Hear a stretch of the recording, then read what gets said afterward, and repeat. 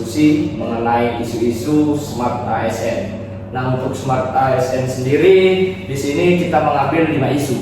Jadi satu orang akan mengutarakan satu isu, setelah itu kita akan berdiskusi isu mana yang paling terkini dan isu mana yang terbaik. Setelah itu kita akan bedah isu tersebut untuk penampilan besok. Oke, teman-teman sekalian. Jadi isunya siapa dulu? Salma. Oke, kalau aku sendiri punya isu itu tentang kesenjangan kompetensi dan literasi digital. Digital berarti? Digital kan. Kita kan kayak ASN ini ada yang generasi milenial sama Gen Z kayak kita nih. Juga penempatannya ada yang di kota, ada yang di desa atau daerah terpencil.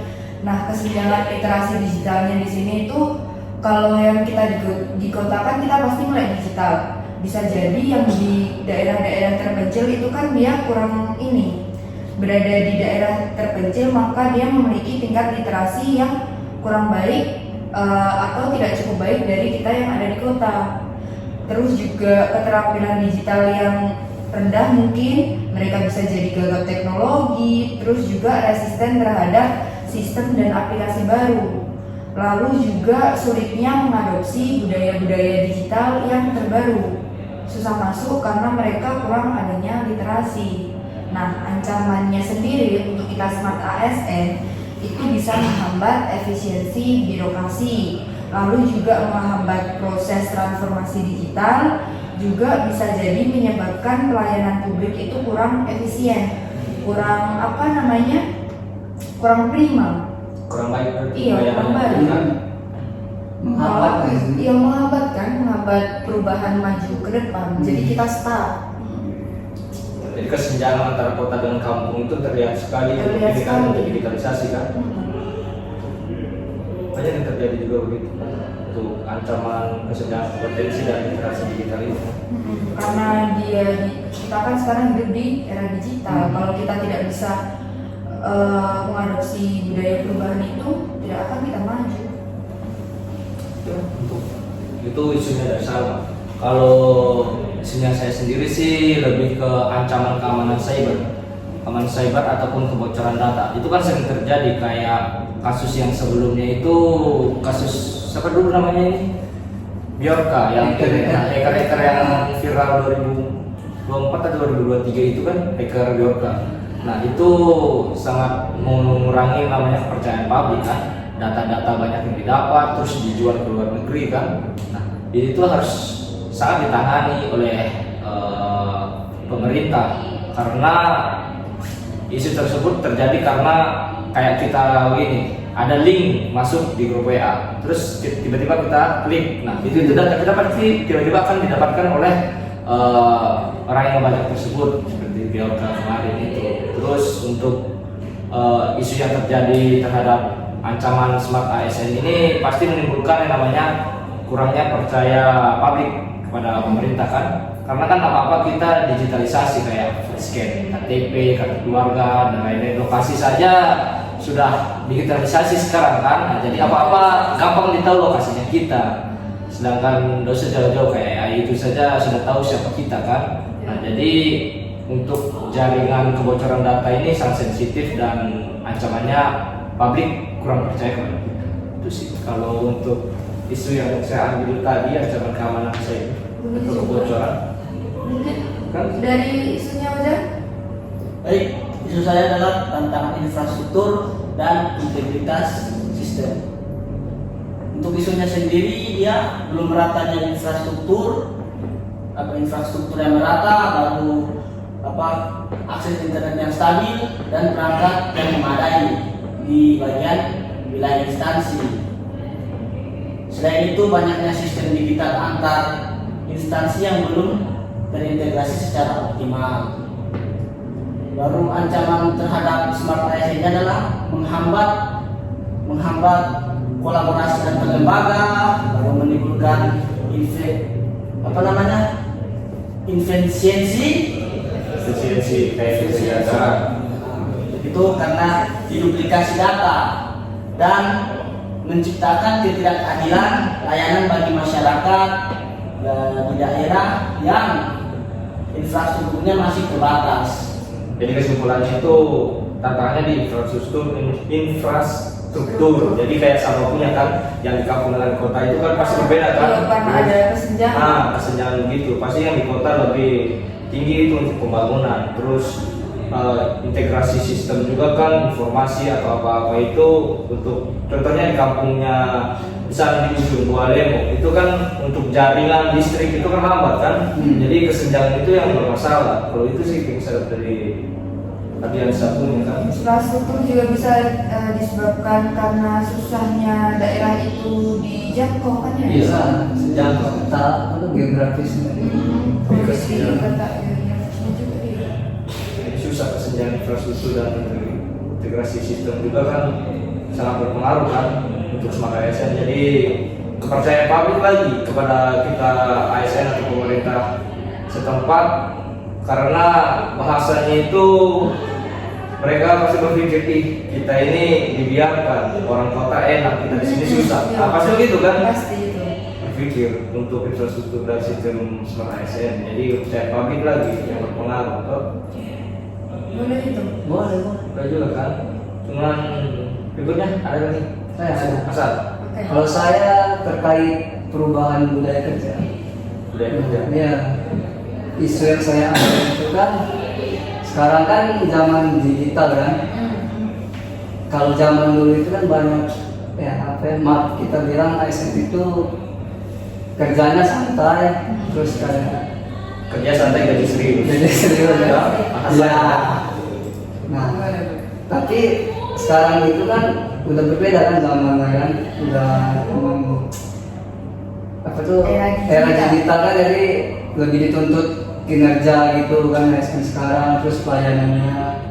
Nah, kita itu harus apa tuh dituntut keluar dari zona nyaman gitu. Jadi bekerja itu lebih serius. Serius, tidak bermalas-malasan lagi kita gitu kan. Terus kayak absensi juga kan, kalau dulu kan masih manual kan. Terus perubahan sekarang sudah digital, jadi kita lebih disiplin. Nah, kalau untuk ancamannya, iya, untuk ancaman smart ASN itu kalau digitalisasi itu tidak dijalankan di perubahan kerja itu pekerjaan akan semakin lambat. Contohnya kalau dulu ya kurang cepat, anggap kurang satset kan. Kalau dulu kan misalnya kayak apa tuh masih manual kan pendataan, sekarang bisa pakai Excel. Terus Scan saja sudah scan tiba-tiba saja muncul, kan? Dan kan. pendataan lebih, terus kayak pelayanan publik itu lebih cepat. Pelayanan publik lebih cepat itu. Kalau digitalisasi kan. Sedangkan ini kita sendiri harus quick response, quick action. Nah, benar sekali Ya. untuk kita di masa Kalau depan kita juga. sendiri quick response, quick action. Saset lah. Buat. Karena kalau lambat juga kan di kita Basarnas kayak kalau masih bahasanya kolot zaman dulu, Iya. jadi responnya kita terhadap yang terjadi itu jadi susah. Jadi respon kita kayak adanya pencari pertolongan itu jadi lama kita menerima respon. Padahal kan berapa menit itu kita sudah harus turun. Benar. Karena di Basarnas sendiri kan kita punya golden time. Nah. Kita harus bisa capai itu. Cepat. Harus cepat. Harus cepat. Oke, boleh. Bela punya. Bela punya? Terakhir ini bela punya. Kalau aku isu yang diambil itu etika digital dan integritas. Isunya itu ancaman bagi seorang ASN yang merasa pekerjaannya itu bakal diganti oleh teknologi apabila dia tidak mengupgradekan diri dia. Apalagi sekarang kan banyak nih AI itu kan. Nah, terus itu juga ada plus minusnya juga. Kalau negatifnya itu tadi, kalau plusnya itu membuka lapangan pekerjaan bagi kayak hacker-hacker ini tuh yang lebih aktif di teknologi. Nah, itu bagi mereka itu adalah peluang pekerjaan bagi mereka. Tapi yang bagi ASN tadi yang itu pekerjaan mereka akan tergantikan. Terus iya, Bahasanya itu kayak kalau di orang bilang robot yang akan bermain kan. Dia cuma menonton. iya. Terus kalau ancaman terhadap smart ASN, jika tadi tidak meningkatkan kemampuannya tadi, pasti tergantikan oleh robot itu. Apalagi contohnya kayak pekerjaan kayak lebih ke aplikasi, administrasi, itu sangat cepat sekali. Beda kalau hardware ya, itu lebih skill, agak kecil kemungkinan. Kalau lebih ke teknologi itu besar kemungkinan tergantikan. Makanya rasa cemas mereka itu besar. Karena memang sangat mengancam bagi kita. Iya sih. Karena Dengan kalau peluang, mau bekerja jadinya kan kita cuma nonton jadinya. sedangkan peluang pekerjaan di Indonesia sendiri juga termasuk belum yang besar sekali. Manusianya saja masih kurang pekerjaan. Nah, Sekarang sudah robot, udah robot, robot. AI. Makin-makin kita nggak ada kerja. Apalagi yang nggak mengupgrade kemampuan diri kan, Iya. bakal nge-stuck di situ. Iya sih, memang kita itu harus selalu melek terhadap perubahan, harus Benar. bisa Harus ngimbangi, menyaingi, Ya. begitu. beradaptasi. Ayo beradaptasi. Kalau nge-stuck ya gitu ketinggalan kita. Iya. Terkalahkan kita, tergantikan Oleh posisi. robot. Oke lah, kalau begitu kesepakatan kita ambil satu isu saja, ambil satu isu. Kalian yang masih terbaru atau zaman sekarang, Kalau masih anak-anak yang dibahas itu AI itu sih. AI. Iya, karena Iya. baru booming kan. Iya, lagi gencar-gencar ini. Iya. semua sudah pakai AI kan, sudah bisa apa-apa gampang digunakan kan. Jadi Udah diakses juga kan? kita ambil saja isu AI itu. Boleh. Boleh, Boleh. nah itu Berarti- kita analisis ke Iya. 5W, 1H. 1H. Nah, sekarang ini kan kita ambil itu isu mengenai AI. Berarti nanti itu kita bahas sekarang, setelah itu kita presentasikan besok kan. Iya. Untuk yang W yang pertama itu menurut kalian isu dan ancaman utama yang ditimbulkan dari perkembangan AI dan dalam konteks smart ASN ini bagaimana menurut kalian? Di konteks what ya? Nah, dua. Isu utamanya itu tentang penggantian pekerjaan ASN. Isu utamanya itu. Pekerjaan mungkin ASN itu takutnya akan tergantikan oleh AI. Jadi posisinya akan tergantikan ya. Iya. Berarti itu di bawah. Terus yang berikutnya, siapa yang paling terdampak menurut kalian dalam smart ASN ini oleh AI tersebut atau perkembangan digital? Yang berdampak itu ada 3. ASN pelaksanaan paling berdampak resikonya ketika pergantian pekerjaan mereka yang rutin itu. Kalau sudah kau bilang tadi. Ya. Yang kedua itu ASN secara keseluruhan mereka harus yang awalnya pekerjaannya ASN pelaksanaan harus menjadi ASN designer atau analisis teknologi. Terus yang ketiga pemerintah atau instansi bertanggung jawab menyusun regulasi etika AI dan menyiapkan teknologi untuk meningkatkan kompetensi ASN tersebut. Jadi pemerintah atau instansi tersebut bertanggung jawab besar itu terhadap itu agar tidak itu tergantikan oleh AI tadi. Terus tidak saya gunakan lagi AI kan. Iya. Jangan sampai apa AI. Jadi untuk bagus sih perkembangan zaman, cuman kalau terlalu ketergantungan, jadi pikiran kita itu kayak tidak mau berpikir kritis bahasanya. Nah, Terlalu bergantung sama AI. Apa-apa cari AI. Jadi kita tidak mau berpikir kritis, itu yang bahaya.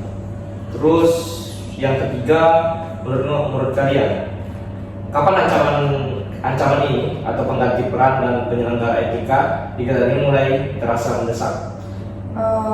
Kalau menurutku kapan dia mulai terasa mendesak itu di saat penerapan AI itu sendiri mulai masuk ke lingkup pemerintahan, mulai diterapkan. Karena kita kan pastinya dituntut untuk selalu berubah ke arah yang lebih baik, ke arah yang lebih positif. Nah, kalau saat AI itu dia ada masuk ke lingkup pemerintahan, di saat itu juga keadaan itu mulai mendesak, di mana kita harus mulai mengadopsinya agar kita tidak terkalahkan dengan AI itu, tidak tergantikan malah istilahnya. Tetap kita bisa bekerja dengan menggunakan AI, tapi jangan sampai AI itu yang mengalahkan skill yang kita punya. Jadi bahasanya ketergantungan. Iya. Betul. Kalau berikutnya menurut kalian di mana isu ini paling relevan dan menentukan penanganan segera? Apa nih penanganan segera itu bahasanya?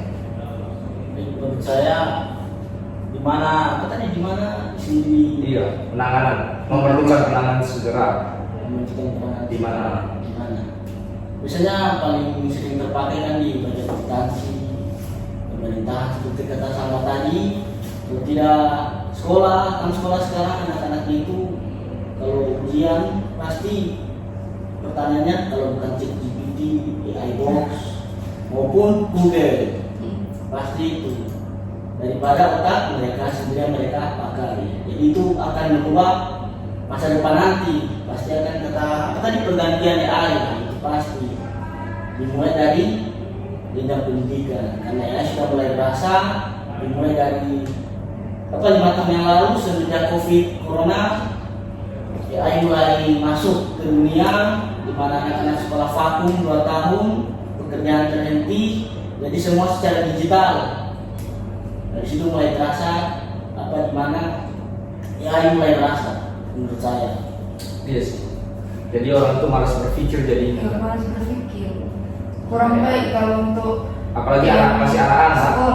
yang sekolah kan. Dia jadi tidak mengandalkan kemampuan dia sendiri. Jadi malas belajar. Jadi ya udah jadi AI saja muncul jawaban. Ada AI ini, ada AI dikit-dikit AI. Dan muncul jawaban tiba-tiba kan. Misalnya sudah selesai dapat 100. Jadi mereka cuma tergantung nanti mau berpikir. Jadi belajar itu jadi kurang kan. Otaknya kurang berkembang istilahnya. Terus terakhir Jo Hasan Jo ya. Menurut Hasan, mengapa AI atau etika digital menjadi ancaman serius bagi smart ASN? Mengapa ini jadi ancaman serius untuk kita smart ASN? Mengapa menjadi ancaman serius? Ini kalau menjadi ancaman serius berarti kalau ini menjadi dampak buruk gitu. Iya, sudah berdampak sekali. Iya. Sekali untuk kita ini. Serius itu kalau itu benar kata tadi kalau itu menjadi kita tergantungan terus apa-apa dikit-dikit cari AI, malas cari referensi seperti buku, jurnal, Padahal banyak. mau instan kan itu Iya. menjadi ancaman. Jadi kita kreativitas kita berkurang atau inovasi kita berkurang kalau kita begitu. Itu menjadi ancaman serius sih. Nah, kecuali kita memanfaatkan itu dengan bijak. Iya. Itu bisa menjadi bantuan selalu kita, bantuan misalnya kita start ide nih, misalnya ide kita ada 1 atau 2 terus kita kembangkan itu bisa. Mungkin bahasa lainnya bijak-bijak dalam akulturasi. Nah betul, kita tidak bisa menyalahkan juga sih sebenarnya ya, teknologi datang kan makin lama digitalisasi itu makin maju dan makin terasa bagi kita kan manfaatnya. Jadi kita ya perlu bijak lah intinya. Bijak dalam ini ya. Memanfaatkannya. Itu ancaman juga itu bisa menghilangkan peran kita kayak misalnya tadi nggak berhenti kan bisa kehilangan pekerjaan Nah kita. benar-benar Itu banyak ancaman sih sebenarnya. Ini bahaya juga kan AI ini. Bagus sebagai sahabat, kalau salah menggunakan itu yang bahaya kan. tapi kebanyakan udah terlena sih, apalagi anak muda sekarang. Termasuk Saya juga gimana dikit-dikit kalau malas mikir kan, nilai aja lah, ChatGPT, Gemini, ya kan? Bikin PPT juga gitu, nggak mau ribet. Nah, tapi termasuk itu sebagai apa tuh ide yang saya Iya. bilang itu bagus kalau Bagus. tidak, tapi jangan jangan terlena lah ya. dan 100% dari AI gitu kan. Terus menurut kalian nih, bagaimana cara menanganinya atau membuat ancaman ini menjadi peluang untuk kita sebagai smart ASN? Mungkin cara menanganinya itu dia bisa dengan transformasi kompetensi sama penguatan etika digital. Mungkin yang bahas yang pertama dulu tentang transformasi kompetensi. Itu caranya dengan kita melatih cara ASN untuk berpikir secara kritis, lalu dengan menganalisis data, sama mengelola dan mengawasi AI. Jadi bukan hanya kita mengumpulkan data lalu kita masukkan, tapi ada yang kita ubah, kita sesuaikan dengan keadaan nyatanya yang ada di kita. Jadi tidak semerta-merta 100% kita ambil semua dari AI, Ya, benar. kan? Terus kalau yang dia ini penguatan etika digital itu kita harus bisa menyusun dan menegakkan regulasi yang jelas tentang bagaimana cara penggunaan AI yang bertanggung jawab, transparan, dan juga akuntabel dalam proses pemerintahan. Dalam dunia pemerintahan kan kita sesuai dengan slogan kita, berakhlak kan, dia ada akuntabel, jadi harus sesuai. Jadi penerapan etika digital itu harus benar-benar diterapkan dengan baik dan tepat. Percuma kan kita menerapkan etika digital dengan baik tapi tidak tepat sesuai penggunaannya. So juga bisa dibuat kayak apa tuh? Kalau di instansi itu bisa dibuat kayak seminar atau workshop tentang AI itu untuk mendalami lebih lanjut tentang AI. Jadi kan bisa kita gunakan dengan bijak gitu. Terus seminar kayak workshop. Karena kayak yang kita bahas di awal tadi, AI ada positifnya, ada negatifnya. Jadi tetap ada lah penerapan etika digital, harus bijak ya. Iya, harus bijak. Harus bijak. Jadi sosialisasi ini sangat penting, terutama di Nah, sosialisasi. sekolah. Iya. Betul. Jadi di sekolah sosialisasi harus dilakukan agar maksudnya bagaimana? Mereka menggunakan secara bijak, jadi jangan apa-apa tergantung. Jadi mereka otaknya tetap berpikir, tapi ada yang dibantu. AI ini dipakai untuk mencari referensi. Iya, referensi. Nah, itu mereka kembangkan lagi. Dikembangkan oleh pemikiran kita sendiri, Nah, skill kita gitu. sendiri. Iya. Ini harus masuk ke semua instansi pemerintah pusat maupun daerah. Iya. Sini.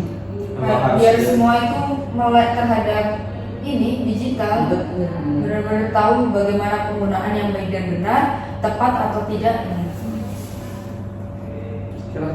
Mungkin cukup kan? Tapi bagus sih isu ini. Oke, Bagus isu ini. tinggal Nanti kita paparkan besok. susun Ya, PPT-nya. Boleh. Setelah itu nanti kita paparkan di forum besok diskusi. Oke. Oke.